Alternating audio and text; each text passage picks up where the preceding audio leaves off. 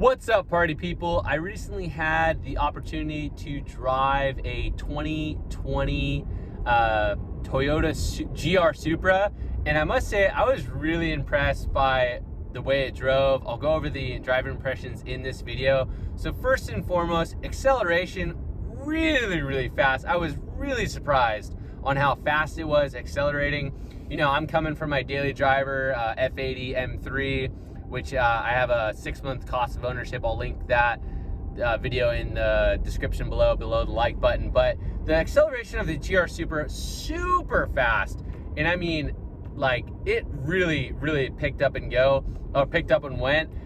It only comes in automatic, which is kind of a bummer. I would really like to see a manual transmission, as everyone would, or most enthusiasts would. I'm all about hashtag save the manuals. So in that sense, really fast. Braking, superb. I mean, it's partnered with BMW, so I'm not surprised that they got the braking down. The braking feel is really nice. It bites down, it stops on a dime. Thoroughly impressed with that. The transmission, I wouldn't be surprised if it utilized some of the DCT, like BMW's DCT dual clutch transmission, because it shifted really fast. Although in non-sport mode, when you're coming up to a light or something, like I am now, but if you're coming up to a light, it kind of was a little wonky. It kind of like downshifted when you didn't really want it to downshift, and then kind of jerked a little bit. So that was a little irritating. While driving it, you know, visibility, it was bad. It was straight up terrible. You're really low down. So it reminds me of like being in a Camaro, the slanted windshield being super low and super compact. Like, the rear fenders are absolutely massive, so visibility out the back's not the greatest. Styling is great. Like, it looks super cool. It looks like nothing else on the road, so I really like that. Everything in the interior is vintage BMW, meaning like it's all BMW. I mean, the turn signal, the gauges, the climate control, even the dial on the infotainment screen is BMW. The infotainment screen is BMW. The seat controls on the side are BMW. Everything is BMW. It's basically a BMW strapped with some Toyota badging. But more about the driving impressions. Handling, I thought it handled really well. It was really nimble. I didn't really get it on any twisty, curvy roads or anything like that, so I couldn't really absolutely explore its capabilities. But I was blown away by the acceleration and the braking. It's quite nimble on the road. With the exhaust note, with sport mode enabled, it sounds really sick. Like, it pops, it burbles, sounds really good on acceleration. When you downshift, when you're decelerating, it sounds awesome. Lots of pops for a stock exhaust, which I really like.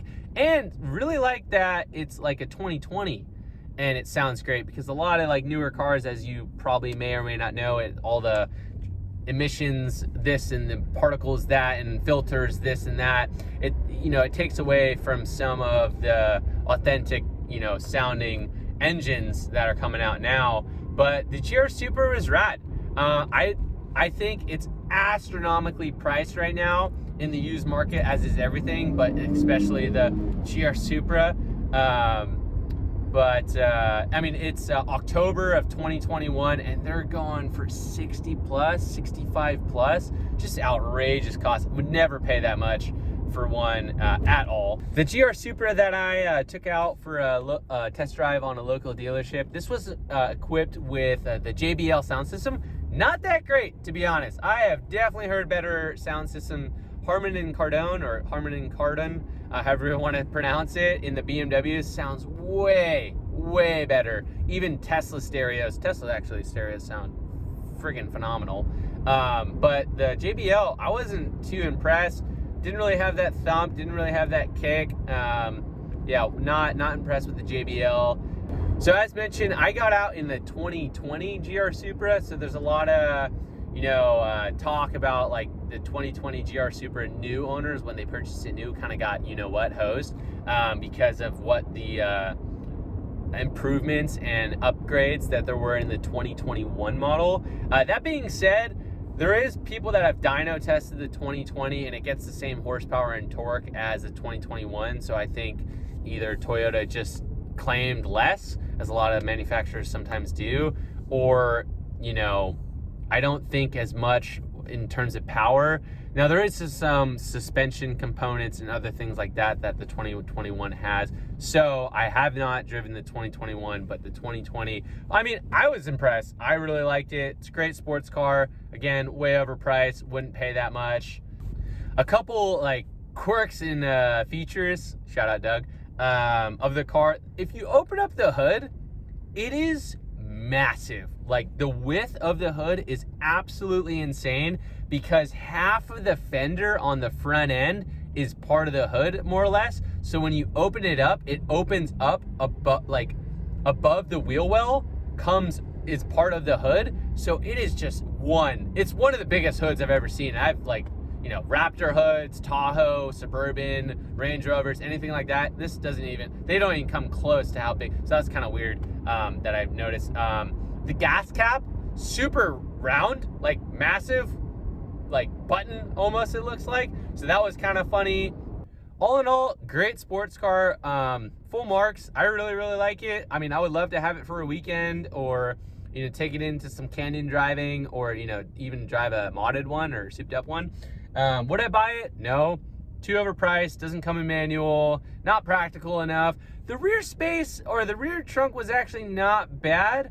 It is kind of like a hatchback looking thing, so the back trunk opens up pretty wide. The opening of it is pretty narrow, but the depth and the length of the trunk is not bad, all things considered. But I mean, it's not like you're gonna take it on a weekend trip or anything like that. All in all, if you're looking at the Supra, you like the styling, you can afford it, definitely I would recommend going into checking it out. Anyway, thanks for watching the video. Appreciate it. See you on the next one. Woo!